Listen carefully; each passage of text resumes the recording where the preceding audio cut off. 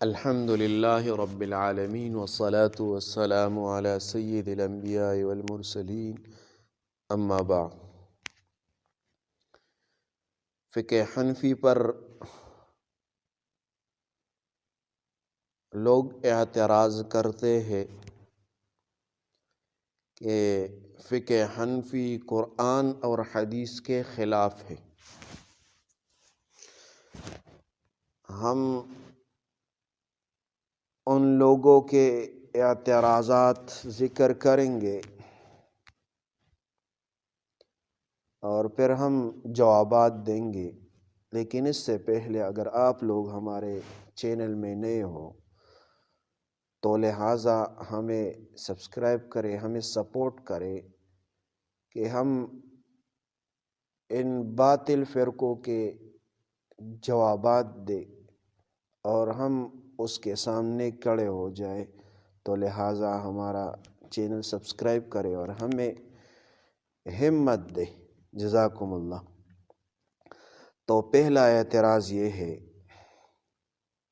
فقہ حنفی میں بعض احکام حدیث کے ظاہر کے خلاف ہے، اس لیے یہ فقہ رائے ہے۔ تو احناف جواب دیتے ہیں، احناف حدیث کے ظاہر نہیں بلکہ مقصود حدیث کو لیتے ہیں۔ مثال کے طور پر حدیث میں ہے فَاقْطَعُوا أَيْدِيَهُمَا، ظاہر ہے ہاتھ مکمل کاٹنا مقصود، سرقہ کی حد احناف نے سنت اور اجماع سے کلائی تک کی تحدید کی۔ یہ ترک حدیث نہیں بلکہ جمع بین النصوص ہے۔ ظاہر ہاتھ مکمل کاٹنا مقصود، سرقہ کی حد احناف نے سنت اور اجماع سے کلائی تک کی تحدید کی، یعنی ترک حدیث نہیں بلکہ جمع بین النصوص ہے یہاں پر۔ دوسرا اعتراض کرتے ہیں، فقہ حنفی میں بعض مسائل میں اجماع کے دعوے کمزور ہے۔ جواب، احناف جس اجماع کو لیتے ہیں وہ اجماع صحابہ، اجماع عملی، اجماع سکوتی، یہ سب اصولی اجماع ہے، محض دعویٰ نہیں۔ امام طحاوی لکھتے ہیں، والاجماع ما ثبت عن الصحابۃ عملا او قولا۔ تیسرا اعتراض یہ کرتے ہیں، فقہ حنفی میں بعض احادیث کو منسوخ کہہ دیا جاتا ہے حالانکہ نسخ ثابت نہیں۔ تو جواب یہ ہے، احناف بغیر دلیل نسخ کے قائل نہیں۔ نسخ کی بنیاد تاریخ کا علم، صحابہ کا عمل، متأخر روایات کا ثبوت۔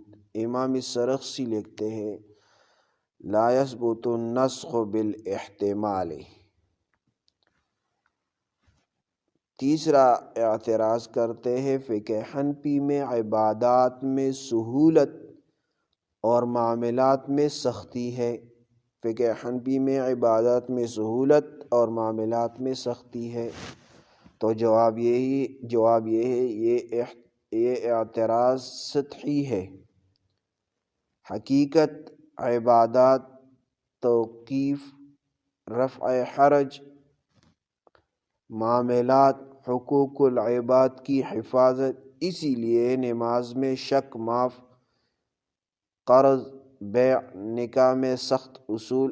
قاعدہ یہ ہے، العبادات مبنیہ علی التوقیف والمعاملات علی المصالح، اس طرح عبارت ہے، اب تو ہمارے ذہن سے نکل گیا۔ چوتھا اعتراض یہ کرتے ہیں، فقہ حنفی میں بعض فروع حدیث کی کتابوں میں نہیں ملتے۔ فقہ حنفی میں بعض فروع حدیث کی کتابوں میں نہیں ملتے؟ جواب یہ ہے ہر فقہی مسئلہ لفظاً حدیث میں ہونا شرط نہیں، فقہ بنتی ہے نص، دلالت، علت، قاعدہ۔ امام شاطبی لکھتے ہیں الفقہ فہم مقاصد شرعیت لا حفظ الالفاظ۔ تو یہ چند اعتراضات ہیں اور ہم نے اس کے جوابات بھی، یہ یاد کر لے۔ جزاکم اللہ احسن۔